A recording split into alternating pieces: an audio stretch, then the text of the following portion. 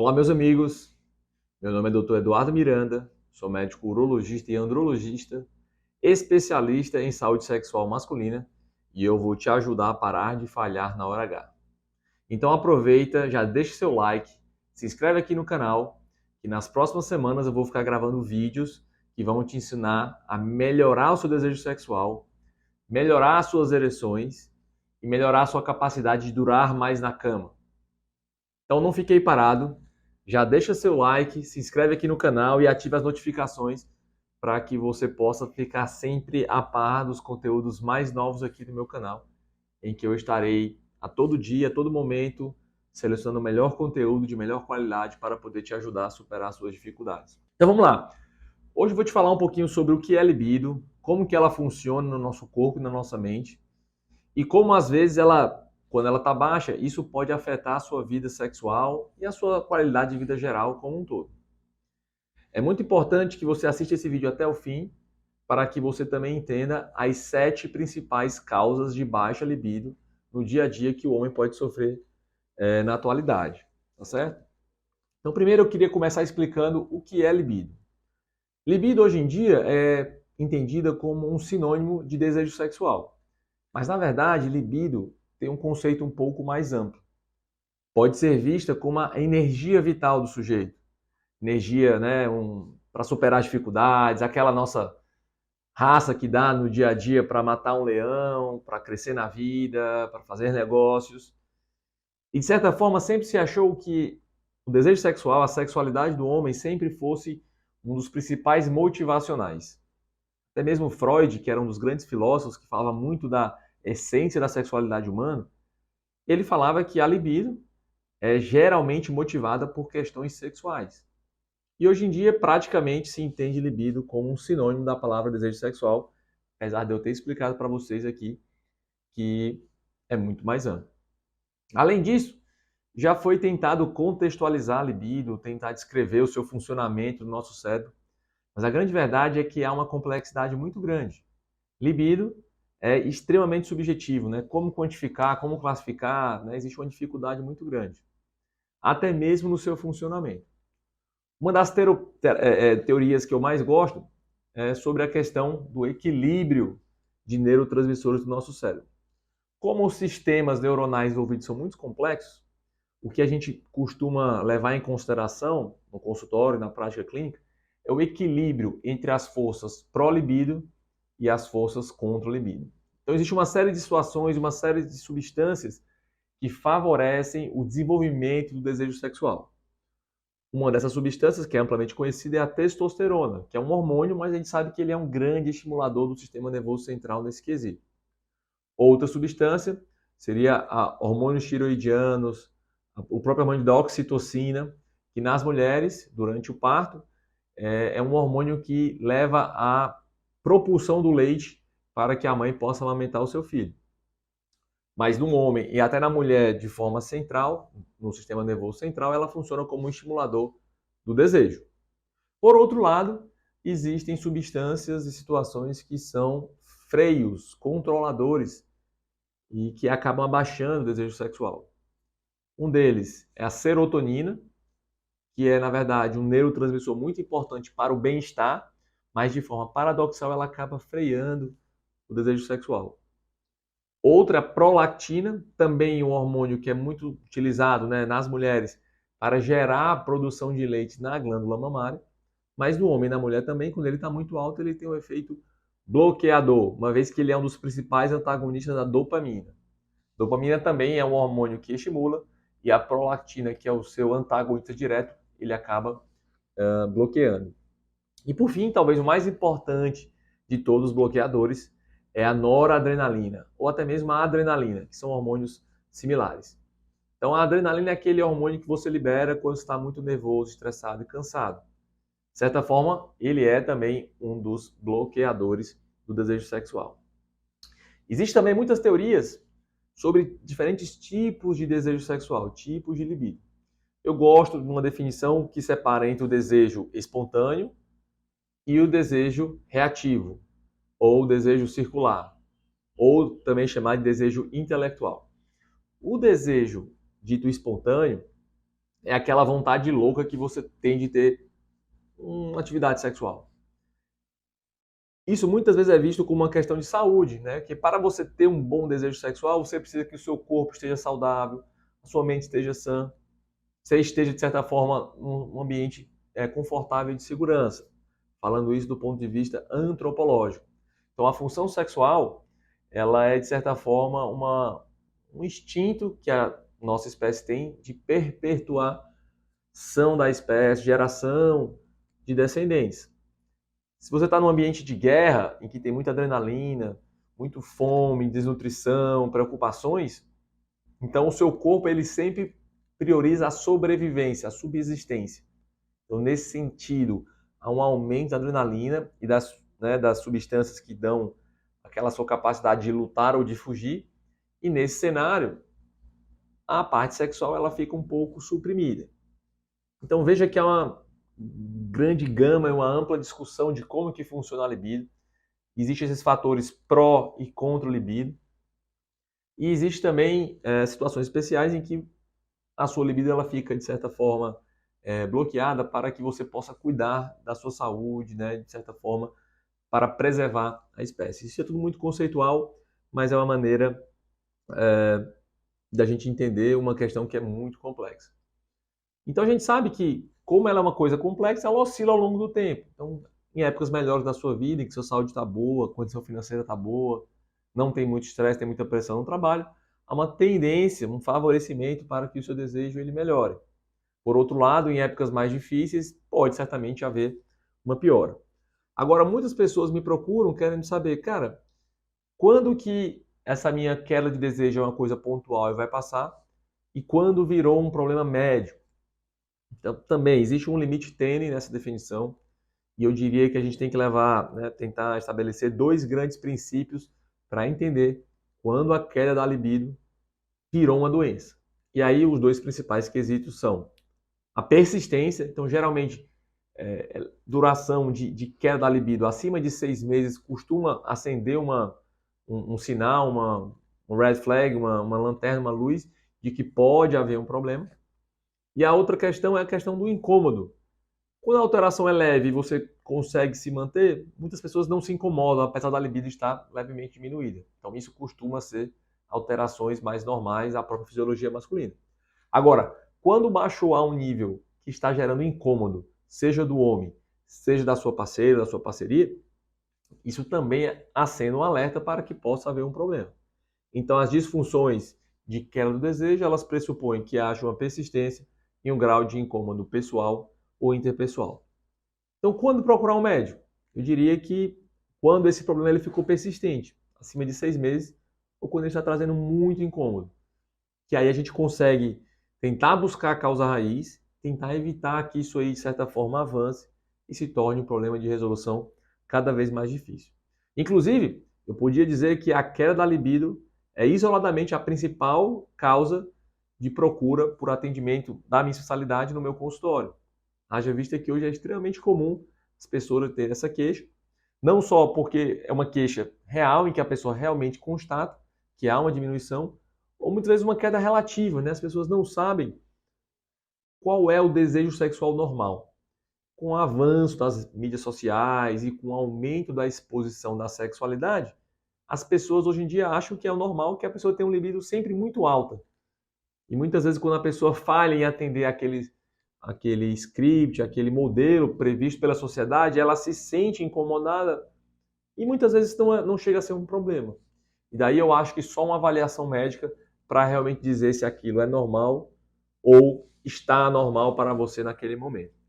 Então, se já aconteceu com você, você sente que o seu tesão, o seu desejo está para baixo, então vai aqui nos comentários, escreve seu depoimento, fala o que você está sentindo.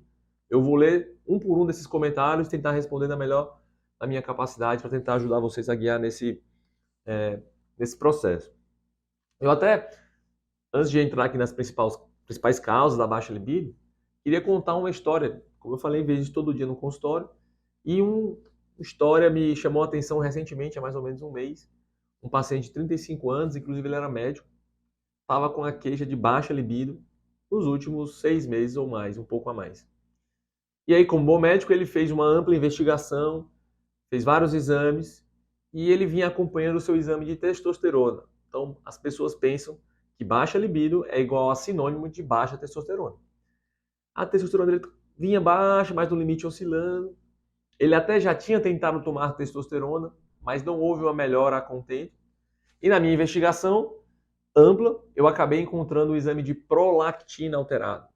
Um pouco mais à frente, nas causas hormonais, eu vou falar um pouquinho da função da prolactina, de como a gente pode diagnosticar e de como a gente pode tratar esse tipo de problema. Mas veja que numa investigação médica a gente consegue fazer uma ampla investigação e encontrar a causa raiz e tentar reverter ou pelo menos melhorar parcialmente a condição para que o paciente possa ter uma melhor condição. E agora o que eu me reservei para falar para vocês são as 7 principais causas de baixa libido masculina. Fica atento aí, se não deixou seu like, aproveite para deixar seu like aqui agora. Primeira causa são as causas circunstanciais.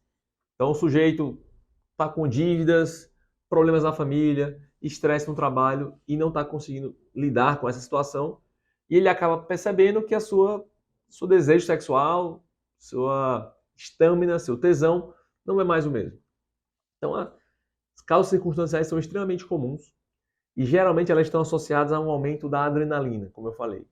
Quando a sua adrenalina está muito alta, isso tende a bloquear o seu desejo.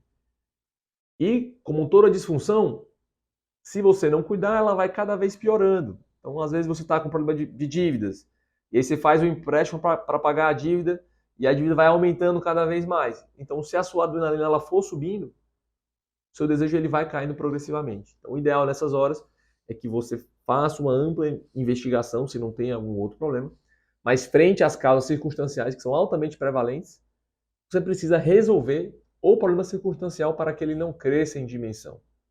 E é muito importante procurar ajuda para que você consiga identificar quais são os fatores que estão desencadeando esse estresse na sua vida e você possa resolver de forma adequada. Não importa qual é o tipo de circunstância. Se é por dinheiro, por família, por amor, problemas na esfera profissional ou pessoal, enfim, não importa. O que importa é que qualquer um desses gatilhos, dessas questões que geram adrenalina, que geram um estresse pessoal, podem acabar influindo na sua libido. E isso pode ser muito negativo para a sua sexualidade. Segunda grande causa, aí eu vou fazer um adendo para as causas hormonais. Obviamente a testosterona é o principal hormônio que modula e mantém o desejo sexual masculino e deve ser investigado, haja vista que há um número muito grande de pessoas circulando aí com baixa testosterona e isso precisa ser investigado e tratado. Mas eu queria lembrar também para questões de hormônios da tireoide. Então lembre-se que eu falei que naquele balanço o hormônio tireoidiano ele é capaz de estimular o nosso cérebro a desenvolver o desejo sexual. E a prolactina. Então a prolactina, se vocês lembrarem como eu falei, ele é um hormônio bloqueador do desejo. Existem algumas pessoas que têm um nódulo na hipófise, que é uma glândula central que fica bem no meio do nosso crânio e ela é responsável pelos hormônios de estimulação sexual. A prolactina, muitas vezes pessoas têm algum tipo de nódulo ou tumor na hipófise que é produtor de prolactina. Então, homens normais têm que ter a prolactina muito baixa. Eventualmente, a pessoa pode ter um nódulo produtor e essa prolactina ela vai subir imensamente. Uma vez que ela sobe, ela pode bloquear o desejo sexual. E a boa notícia é que existem medicamentos que muitas vezes conseguem bloquear a prolactina e, eventualmente, mesmo tendo um nódulo produtor desse hormônio, ele pode ser murchado, diminuído e até curado completamente. Então, é importante uma avaliação hormonal ampla e extensa antes de você pensar em outras causas de baixa libido. A terceira causa de baixa libido que eu queria comentar com vocês é a disfunção erétil e ou a ejaculação precoce. Então, as disfunções sexuais masculinas, elas tendem a andar junto. Então, a ereção começa a ficar ruim, isso aí gera estresse e ansiedade das causas circunstanciais. E aí, por não estar funcionando tão bem, o homem tende, de forma também indireta, a evitar situações de desejo. Então, em última análise, o que o homem faz, ele tende a evitar essa situação. Mesma coisa, ejaculação precoce. Só em saber que vai gozar rápido e frustrar a parceira, o homem pode ficar bloqueado e, de forma também inconsciente, ele acaba perdendo o desejo. Então, uma das melhores maneiras de você melhorar o desejo sexual é melhorar a performance sexual como um todo. Então, ficar sempre atento para outras causas de disfunções sexuais como uma das causas de baixo desejo sexual. A quarta causa são as causas psiquiátricas. Então, existem várias doenças no nosso sistema nervoso, como ansiedade, depressão, transtorno bipolar, esquizofrenia. Então, essas doenças costumam ter um desbalanço dos neurotransmissores e pode eventualmente haver uma queda da balança para o lado de bloqueio do desejo sexual. Isso aí realmente requer um cuidado um pouco mais especializado, um acompanhamento com o psiquiatra para que seja identificado e tratado de forma a melhorar o nosso balanço, o nosso cérebro para o funcionamento do desejo. Ok? Tá gostando do vídeo? Não esquece de deixar seu like, hein? Para dar uma força aqui para o nosso trabalho. A quinta causa são as causas psicológicas. E aí eu faço aqui um paralelo entre as psicológicas e as psiquiátricas, porque as psicológicas muitas vezes estão relacionadas a problemas de relacionamento, a questões situacionais. Então, às vezes, o sujeito tem um desejo interessante para uma determinada pessoa, mas não para outra. Então, existem certos bloqueios psicológicos relacionados ao comportamento que precisam ser avaliados. Eu sempre digo que a saúde sexual ela anda lado a lado com a saúde mental. E identificar problemas psicológicos, seja levando a causas circunstanciais ou a problemas de relacionamento, precisam ser identificados e corrigidos para que a sua vida sexual possa voltar ao normal. Sexta causa, as causas neurológicas. Então, existem algumas doenças que podem afetar a produção desses neurotransmissores no nosso cérebro.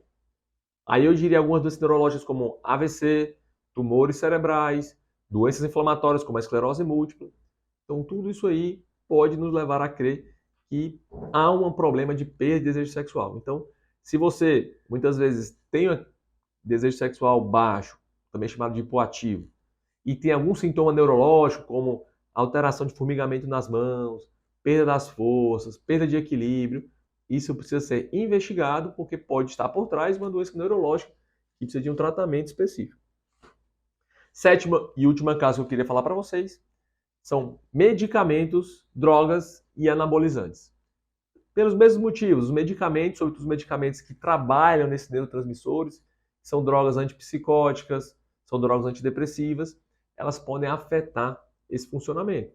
Algumas outras drogas em excesso, como a cannabis, cocaína, entre outras, também costuma trazer uma sensação de prazer e recompensa, mas de certa forma levando a um desbalanço do desejo sexual no nosso cérebro. Isso precisa também ser identificado, tratado e corrigido o quanto antes.